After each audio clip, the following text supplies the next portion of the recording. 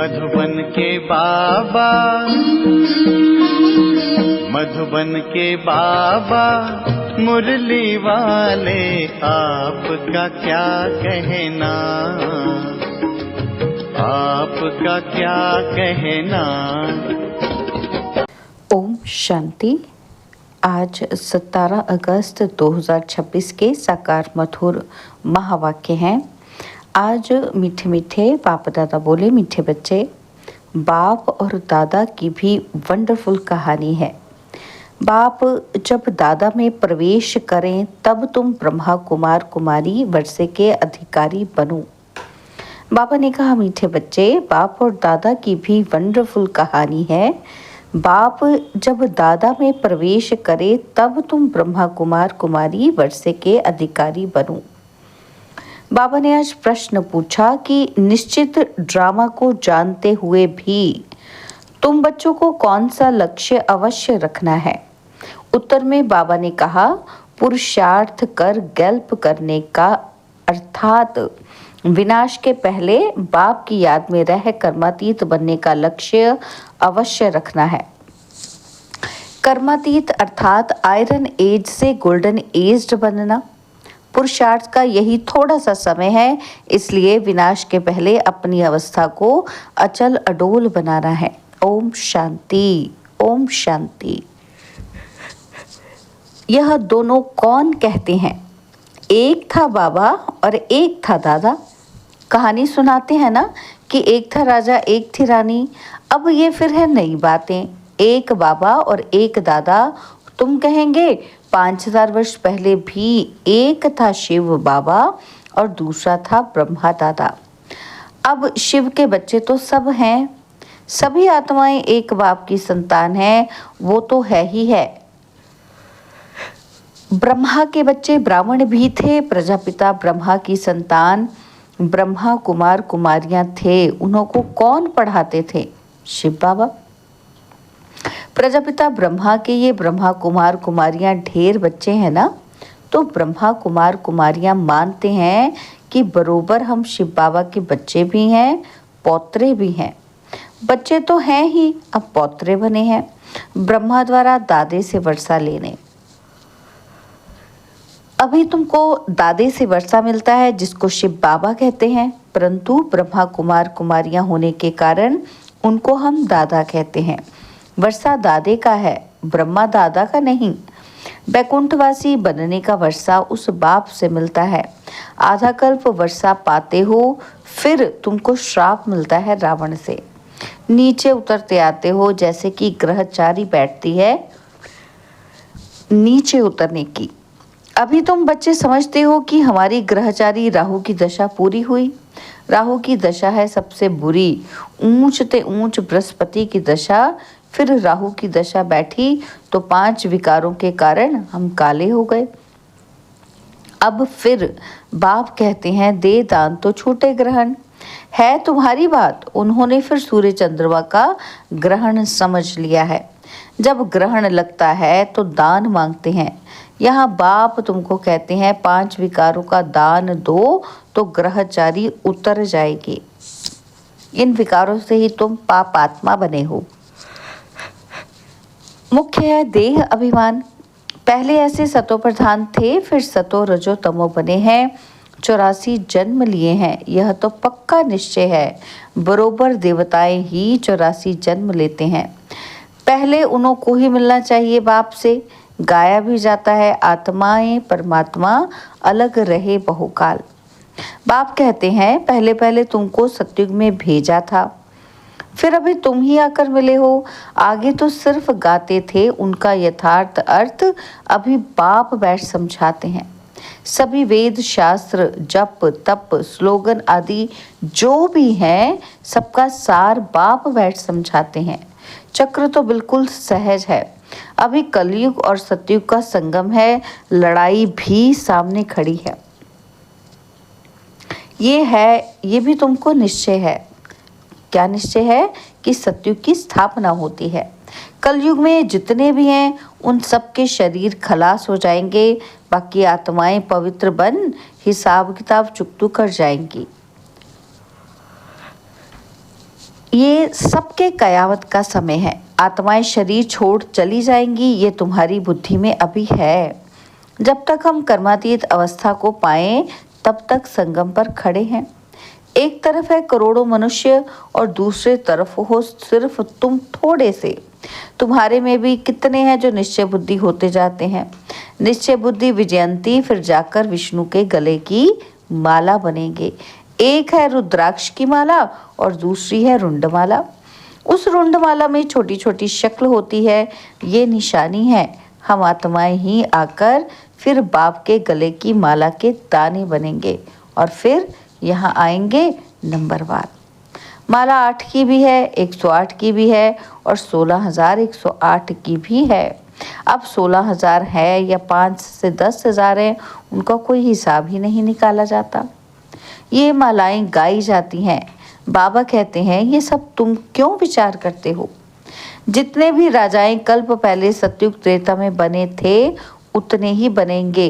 100 बने या 200 300 बने, ये पूछना नहीं है। बाप कहते हैं तुम जितना नजदीक आते जाएंगे तो ये सब समझ जाएंगे। आज हम यहाँ हैं, कल विनाश होगा और फिर सतयुग में थोड़े से देवी देवता होंगे। बाद में वृद्धि को पाते हैं, सतयुग के आसार भी दिखाई पड़ते हैं। बाकी लाखों जाकर रहेंगे, फिर लाख रहें या 9-10 लाख रहें, एक्यूरेट नहीं कह सकते। हाँ, तुम जब एक्यूरेट संपूर्ण बनने के लायक बनेंगे तब तुमको और जास्ती साक्षात्कार हो जाएगा। अभी तो बहुत कुछ समझने का समय पड़ा है। बहुत साक्षात्कार करते रहेंगे। लड़ाई की तैयारियां भी बहुत होती रहती हैं। सब चीज़ें महंगी होती जाएंगी। विलायत में भी अब खूब टैक्स आदि लगते रहेंगे। बहुत बहुत महंगाई होकर फिर एकदम सस्ताई हो जाएगी। सतयुग में कोई चीज़ पर खर्चा ही नहीं होगा। सब खानियाँ आदि भरपूर हो जाएंगी। नई दुनिया में वैभव बहुत होते हैं। लक्ष्मी नारायण के पास बहुत वैभव थे ना। श्रीनाथ द्वारे में मूर्तियों के आगे भी कितने वैभवों का भोग लगाते हैं। वहाँ बहुत माल बनाते हैं और खाते रहते हैं। कहेंगे हम देवताओं को भोग चढ़ाते हैं। कहेंगे देवताओं को भोग नहीं लगाएंगे तो वो नाराज हो जाएंगे। अब इसमें नाराज होने की तो बात ही नहीं। तुम कोई पर नाराज नहीं होते हो। जानते हो ड्रामा अनुसार ये विनाश होना ही है। कलयुग से बदलकर सतयुग होगा। हम ड्रामा को समझते हैं कि ड्रामा अनुसार अभी नया चक्र शुरू होना है। तुम भी ड्रामा के वश हो। ड्रामा अनुसार बाप भी आया हुआ है। ड्रामा में 1 मिनट भी नीचे ऊपर नहीं हो सकता है।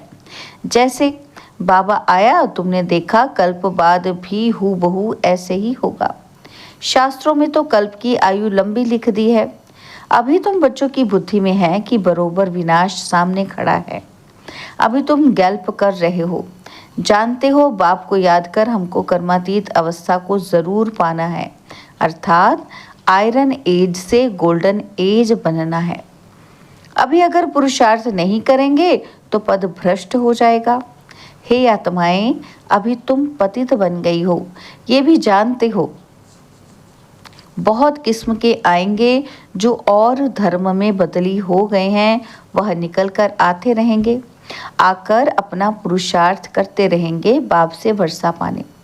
ब्राह्मण धर्म में आकर फिर देवता धर्म में आएंगे। ब्राह्मण धर्म में नहीं आएंगे तो देवता धर्म में फिर कैसे आएंगे।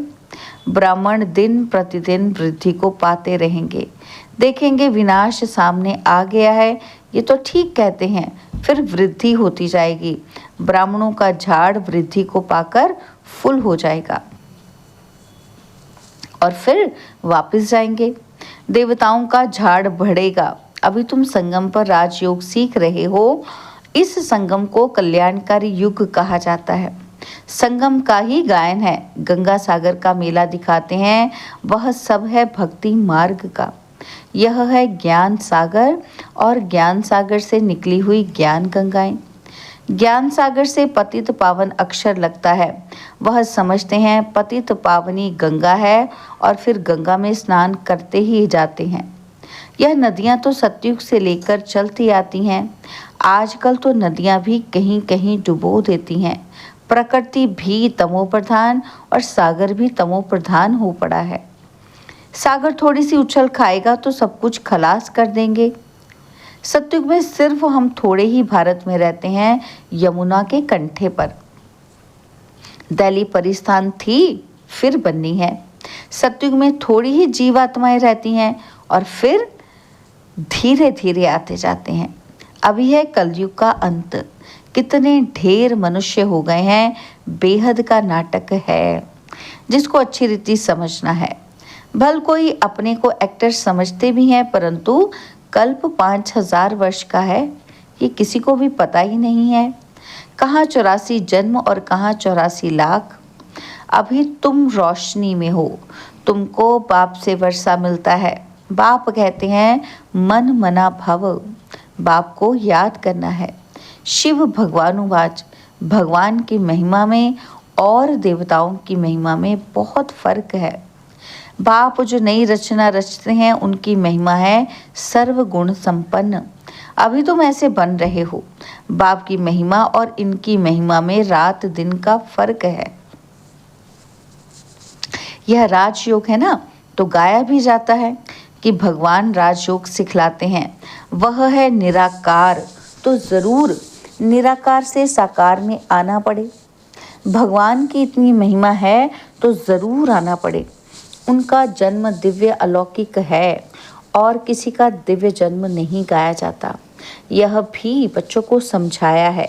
एक होता है लौकिक बाप और दूसरा है पारलौकिक बाप, जिसको ही भगवान कह याद करते हैं, और तीसरा है अलौकिक बाप। ये फिर वंडरफुल बाप है। जब पारलौकिक बाप बच्चों को अडॉप्ट करते हैं तो बीच में यह अलौकिक आ जाता है। प्रजापिता ब्रह्मा के कितने ढेर बच्चे हैं। शिव बाबा आकर ब्रह्मा द्वारा तुमको अपना बनाते हैं। कितने ब्रह्मा कुमार कुमारियां बनते हैं। लौकिक बाप के तो करके 8-10 बच्चे होंगे। अच्छा, शिव बाबा भी है पारलौकिक बाप, उनके तो अनेक बच्चे हैं। सभी आत्माएं कहती हैं हम सब ब्रदर्स हैं। अब इस संगम पर फिर अलौकिक बाप मिलता है। यह ज्ञान तुमको वहां नहीं रहेगा। प्रजापिता ब्रह्मा बाप मिलता ही तब है जबकि बाप आकर नई सृष्टि रचते हैं। तो यह अलौकिक जन्म हुआ ना, इनको कोई समझ नहीं सकते। वह लौकिक और वह पारलौकिक, और ये है संगम युगी अलौकिक बाप। लौकिक बाप तो सतयुग से लेकर होते आए हैं। पारलौकिक बाप को वहाँ कोई याद नहीं करते। वहाँ होता ही है एक बाप। हे भगवान, हे परमात्मा कहकर याद नहीं करते हैं। और फिर द्वापर में जब भक्ति मार्ग शुरू होता है तो बाप 2 होते हैं। संगम पर है 3 बाप। प्रजापिता ब्रह्मा भी अभी मिलता है। अभी तुम उनके बने हो, जानते हो। यह अलौकिक बाप है। अभी तुम इन बातों को अच्छी रीति जानते हो और याद करते हो। अपने को आत्मा समझ बाप को याद करो। सतयुग में याद करने की दरकार ही नहीं। दुख में पारलौकिक बाप का सब सिमरन करते हैं। यह तो बिल्कुल सहज बात है। सतयुग त्रेता में एक बाप होता है, द्वापर में 2 बाप होते हैं। इस समय तुम अलौकिक बाप के बच्चे बने हो, जिस द्वारा तुम वर्षा लेते हो। तुम बच्चे ही ब्राह्मण बनते हो जो फिर देवता बनेंगे। विनाश भी तुम्हारे को ही देखना है, जो तुम इन आंखों से देखेंगे। बॉम्ब्स छोड़ेंगे, मनुष्य तो मरेंगे ना। जापान में भी बॉम्ब छोड़ा, देखा ना कैसे मनुष्य मरे। अब यहाँ लड़ाइयाँ लगती रहती हैं। खुद भी कहते हैं कि हम तंग होते जाते हैं। 10-10 वर्ष तक भी लड़ाई चलती ही रहती है। बॉम्ब्स में तो चपटी में, सेकंड्स में सब खलास हो जाएगा। चिंगारी लगती है तो शहर नष्ट हो जाते हैं। यह तो बॉम्ब्स है, आग भी लगनी है। तुम बच्चे जानते हो, क्या जानते हैं? कि बाप आए हैं स्थापना और विनाश कराने। तो जरूर ये सब होगा। पुरुषार्थ करने का भी अभी ही समय है। माया घड़ी घड़ी तुम्हारा बुद्धि योग तोड़ देती है। अर्जुन, तुम अडोल स्थिर कहाँ बने हो? कहते हैं बाबा, माया के तूफान बहुत आते हैं। कोई तो सारे दिन में घंटा आधा भी याद नहीं करते। बाप कहते हैं तुम कर्म योगी हो, 8 घंटा तो ये सेवा करेंगे। 8 घंटा याद कर सको इतना पुरुषार्थ करना है। याद करते रहने से विकर्म विनाश होते जाएंगे। इसको ही योग अग्नि कहा जाता है। ये है मेहनत। ग्रस्त व्यवहार में रहते हुए सिर्फ याद करना है।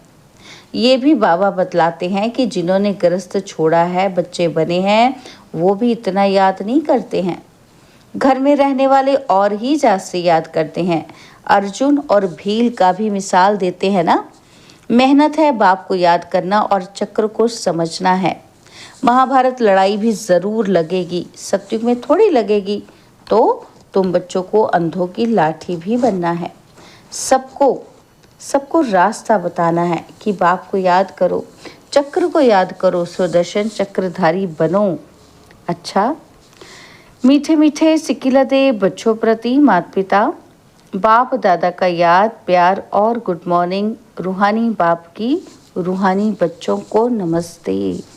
हम रूहानी बच्चों की रूहानी बाप दादाजी को दिलवा जान सिकवा प्रेम से नमस्ते। ओम शांति। प्यारे बाबा, मेरे बाबा, मीठे बाबा, शुक्रिया बाबा, शुक्रिया बाबा, शुक्रिया। धारणा के लिए मुख्य सार है। पहला पॉइंट है, कम से कम 8 घंटा याद में रहने का पुरुषार्थ करना है। अपनी अवस्था अचल अडोल रखने के लिए याद का अभ्यास बढ़ाना है, गफलत नहीं करनी है। और सेकंड पॉइंट है, ये ड्रामा बिल्कुल एक्यूरेट बना हुआ है, इसलिए किसी पर भी नाराज नहीं होना है, निश्चय बुद्धि बनना है। बाबा ने आज हमें वरदान दिया, तोड़ना, मोड़ना और जोड़ना। इन 3 शब्दों की स्मृति द्वारा सदा विजयी भव। तोड़ना, मोड़ना और जोड़ना, इन 3 शब्दों की स्मृति द्वारा सदा विजयी भव। सारी पढ़ाई और शिक्षाओं का सार यह 3 शब्द हैं। पहला शब्द है कर्म बंधन तोड़ने हैं, और दूसरा अपने स्वभाव संस्कार को मोड़ना है, और तीसरा एक बाप से सर्व संबंध जोड़ने हैं। यही 3 शब्द संपूर्ण विजयी बना देंगे। इसके लिए सदा यही स्मृति रहे कि जो भी इन नयनों से विनाशी चीज़ें देखते हैं, ये सब विनाश हुई पड़ी हैं। उन्हें देखते भी अपने नए संबंध, नई सृष्टि को देखते रहो तो कभी हार नहीं हो सकती। स्लोगन है, योगी की निशानी है सदा क्लीन और क्लियर। और बाबा के अव्यक्त इशारे, अपवित्रता के बीज को भी समाप्त कर संपूर्ण स्वच्छ बनो। बाबा ने कहा कि अगर ब्राह्मण जीवन में संकल्प में भी अपवित्रता व अमर्यादा आ जाती है तो तख्त नशीन की बजाय गिरती कला में अर्थात नीचे आ जाते हो। कोई भी कर्म नहीं हुआ लेकिन व्यर्थ कर्म भी हुआ तो पश्चाताप के बजाय महसूसता की स्टेज होती है। महसूस होता है कि ये रॉन्ग है, नहीं होना चाहिए, और वो बातें कांटे के समान चुभती रहेंगी। इसलिए इस व्यर्थ से भी मुक्त बनो। अच्छा, ओम शांति।